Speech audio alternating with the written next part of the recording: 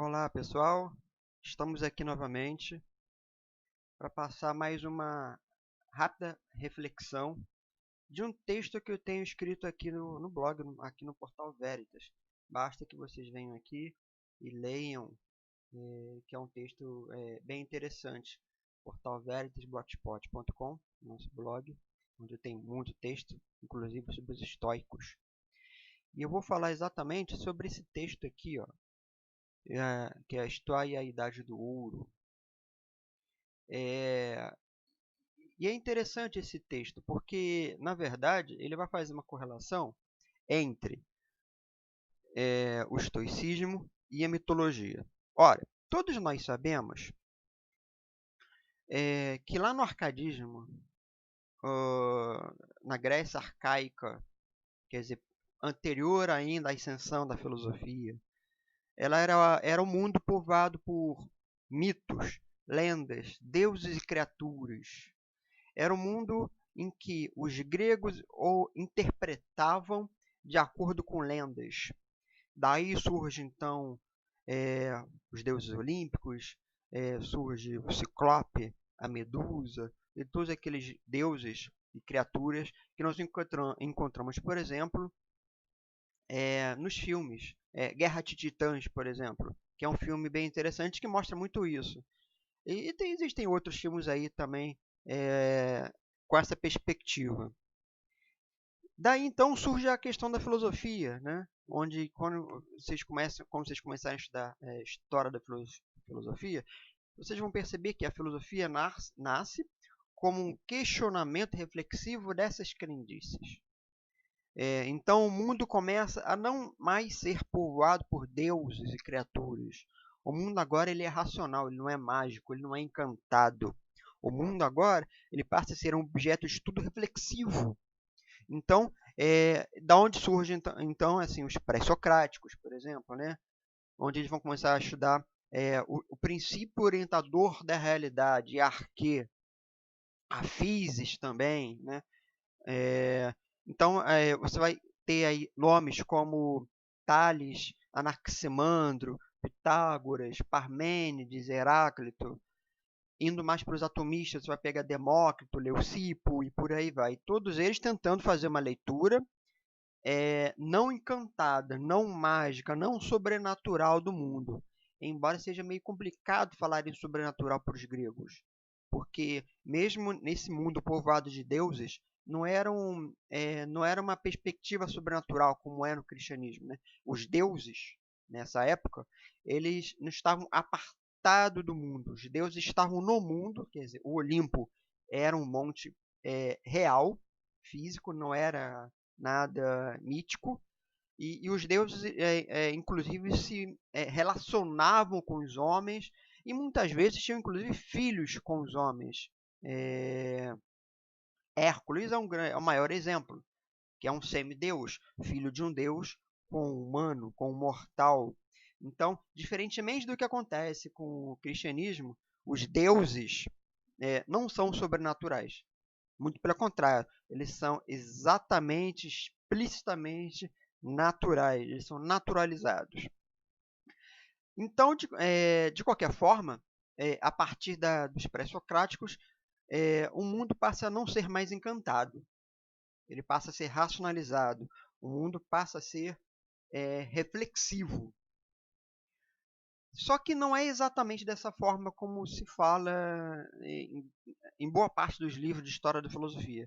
Porque ao mesmo tempo em que o mundo ele começa a ser pensado e repensado, começa a se fazer uma releitura do mundo, os gregos, os filósofos gregos, vão se utilizar também do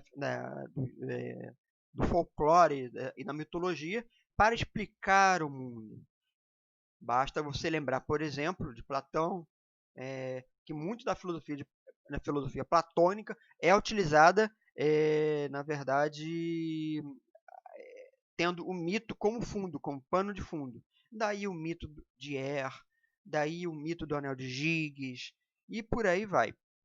Então, vocês vejam que Platão ele vai se utilizar dos mitos, vai se utilizar da mitologia para explicar o seu pensamento. Então, os mitos, embora eles não sejam mais utilizados do ponto de vista do encantamento, da magia, de uma forma mítica de explicação, de fazer uma leitura do mundo, mas ele vai ser utilizado como pano de fundo para explicar as teorias. Epicteto vai dizer, né, que agora, na verdade, o que nós temos que fazer é, interpretar o mundo, né? Interpretar e agir de acordo com o mundo. Isso vai acontecer também com os históricos antigos, não é só com Epicteto. Uma tese que surge, para que vocês tenham uma noção, articulando a mitologia e o pórtico, é de que provavelmente, e essa tese é apresentada por Raquel Gazola no livro Duplo Registro do Ofício Estoico, é que Zenão ele vai se utilizar de Hesíodo para fundamentar a sua politeia, a sua república, a sua teoria política. Ele não vai se utilizar de Homero, né? Quer dizer, na verdade, os deuses olímpicos têm pouca importância para Zenão.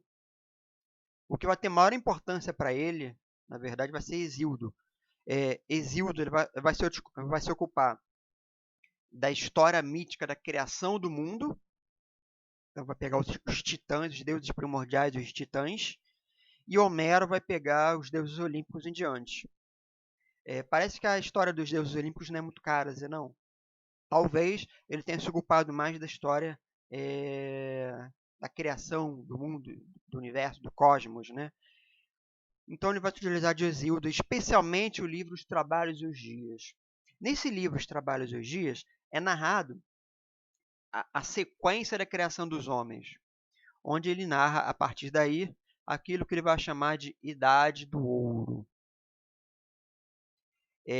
A Idade do Ouro, para Hesíodo, é um mundo encantado, é um mundo feliz, onde não existiam doenças, não existia velhice, não existia infelicidade.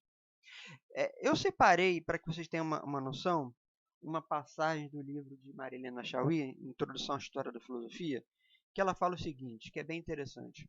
Que ela vai dizer que a mitologia serve para resolver num plano imaginativo tensões, conflitos e antagonismos sociais que não têm como serem resolvidos no plano da realidade.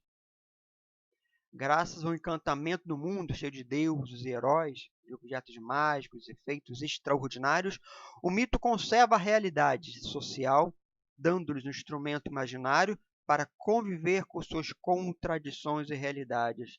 Está lá na Introdução à História da Filosofia, volume 1, a página 36, está lá no iníciozinho, quando ela vai falar sobre a mitologia. Então, para eles, para ela, o mito tem essa faculdade de fazer com que as tensões sociais sejam resolvidas. É uma forma de se entender, e pode ser que Zenão tenha entrado nessa. É uma forma de você tentar, a partir da criação de um mundo, da Idade do Ouro, um mundo ficcional, sem correlato histórico, resolver tensões sociais, né? Lembrando que Alexandre o Grande estava englobando todas as cidades, Alexandre o Grande estava possuindo todas as cidades e anexando-as no Império Macedônico. Então é provável que, nesse sentido, Maria Helena Chauí tenha essa razão, e no sentido de fazer com que a mitologia tenha essa função de resolução de conflitos, e provavelmente por isso que Zenão pensou sua república dessa forma, em termos de Idade do Ouro. Mas por que a gente vai associar a República Zenoniana com a Idade do Ouro? Ora, basta que vocês leiam, por exemplo, em Diógenes Laércio. Lá em Diógenes Laércio, ele vai dizer assim, que é a versão que eu tenho, que é a publicação de 77, Zenão pregava a comunidade de mulheres e proibia a construção de templos, tribunais, ginásio nas cidades. Também censuravam porque escrevia a propósito da moeda que não deve achar necessária a introdução da moeda, nem para troca, nem para andar no exterior. Cadê? E porque determinava que homens e mulheres usassem as mesmas roupas. Quando Zenão faz isso, ele quebra com todos os símbolos que determinam a criação do Estado historicamente constituído. Porque o Estado historicamente constituído, ele tem regras, regramentos, ele tem determinações legais, o que pode, o que não pode, inclusive do ponto de vista moral. Porque do ponto de vista ético, né, o ethos tem uma seleção de coisas normativas que fazem com que você tenha o seu comportamento regrado de tal ou qual maneira. Assim, por exemplo, ele vai falar que ele vai proibir a construção de templos, quer dizer, na República, ele dizer, não existe templos, porque os templos, na verdade, são símbolos históricos, né? Tribunais, ginásios, os tribunais são símbolos da lex, do que os romanos vão chamar de lex, da lei, do regramento jurídico da vida civil. Só que o regramento jurídico da vida civil é uma marcação histórica, isso muda de acordo com o tempo, assim como hoje. Quantas coisas existiam antes que hoje são permitidas e que amanhã serão permitidas, coisas que hoje também não são permitidas. Várias coisas, né? Eles censuravam Zenão porque ele escrevia a propósito da moeda que não se deve achar necessária a introdução da moeda. A moeda também é um marco histórico. Se você pensar hoje, por exemplo, nós estamos aqui com o real, mas já tínhamos o cruzeiro, tínhamos o cruzado novo, cruzeiro novo, e réis, conto de réis, e por aí vai. Ora, então a moeda também é uma marcação histórica. Homens e mulheres devem usar as mesmas roupas, porque a roupagem também é uma marcação histórica. Existem roupas que só homens podem usar, roupas que apenas mulheres podem usar. Isso também na época de Zenão. E isso também é uma marcação histórica de diferenciação. Quer dizer, o nosso regramento jurídico ele é estabelecido de uma tal o ethos ele é estabelecido de uma tal forma a fazer distinção entre as pessoas. Todos nós temos distinções. Homem, mulher, pobre, rico, letrado, iletrado, maior ou menor status social. E hoje nós temos aí que não existia na época, né, uma sociedade capitalista altamente selvagem, espoliativa, que vai fazer um outro tipo de diferenciação entre as pessoas, entre aqueles que podem comprar e aqueles que não podem comprar. E onde o seu próprio status social é determinado por aquilo que você pode comprar e por aquilo que você não pode comprar. Aquelas pessoas que podem comprar, que têm maiores recursos financeiros, são tratadas de uma maneira diferente daqueles que não têm recursos. Quer dizer, do ponto de vista jurídico, todos nós somos iguais, mas essa igualdade é apenas normativa. Nós sabemos, e o que Silas Malafaia não sabe, é que, infelizmente ele não sabe, e muitos bolsonaristas também não sabem, é que essa normatividade é apenas, essa igualdade é apenas normativa. Ou seja, ela não tem uma explicitação empírica, ela não acontece de fato. E eu acho que é isso que acontece também com o Zenão. O Zenão, na verdade, ele vai ser criticado por isso. Porque na medida em que ele diz que homens e mulheres devem usar as mesmas roupas, ele está dizendo que os homens devem ser iguais. Iguais como diz a nossa Constituição hoje, por exemplo. Embora isso não seja praticado. Então, quando ele faz isso, quando Zenão faz essa construção dessa república, ele está entendendo que existe um outro mundo para fora do mundo histórico. É como se a nossa Constituição aqui hoje também, ela fosse uma Constituição para fora do mundo histórico também. É uma Constituição a topos. Quer dizer, é uma constituição política que está fora de uma topografia. Ela não tem uma topografia específica. É uma constituição que, na verdade, ela é, na verdade, muito mais utópica, porque ela, na verdade, ela vai pensar no mundo, sem que necessariamente esse mundo seja praticado. Porque esse nosso mundo, é assim como o mundo Zenão, ele é cheio de conflitos. Esse mundo que Zenão vai pensar também era cheio de conflitos. Homens e mulheres tinham roupas e tinham afazeres diferentes. A mulher, por exemplo, ela não poderia nunca se ocupar da filosofia. Mas na medida que Zenão configura a sua politeia de igualdade, onde todas as pessoas são iguais, então as mulheres também podem se ocupar da filosofia. E aqui no nosso mundo? Será que as pessoas são iguais? Será que as pessoas todas possuem o mesmo acesso aos bens e serviços? Porque se você parar para pensar, por exemplo, toda a nossa Constituição, todo o nosso aparelho estatal está sendo desmontado gradativamente a partir de Bolsonaro. Né? Isso começou já, na verdade, desde Temer, mas Bolsonaro está aprofundando. Ele está, na verdade, desmontando o Estado, desregrando o Estado, fazendo com que nós, cada um de nós, viva por si só. Cada um que se vire, porque você é livre. Você vai perder o emprego, mas o que importa, na verdade, é que você é livre. Você é livre para fazer o que você quiser. Você passa fome, porque você foi desempregado e você não tem como ter o seu sustento, mas o importante é que você é livre. O importante é que o liberalismo produz isso com as pessoas. Muda a mentalidade das pessoas e o arranjo social das pessoas, entre as pessoas. Quer dizer, faz com que, na verdade, você possa pensar que você não precisa mais do Estado. Assim como Zenão. Zenão vai pensar numa sociedade sem o Estado também.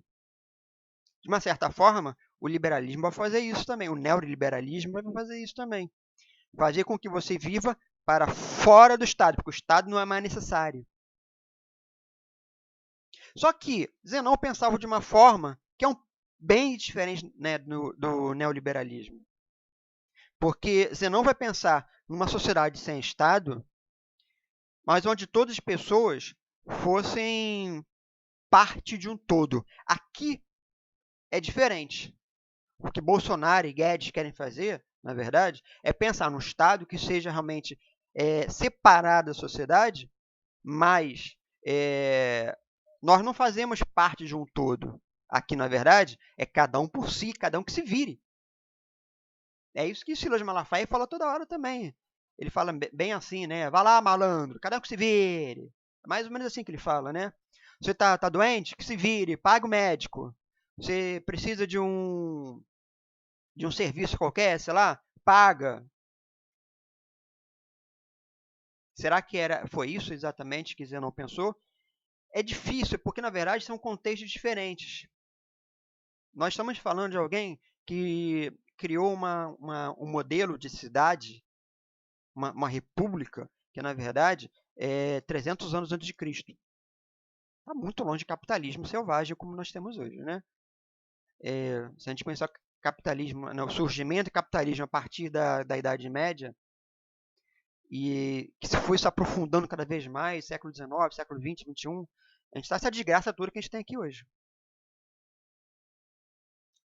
Não importa se você tem instrução ou se você não tem instrução.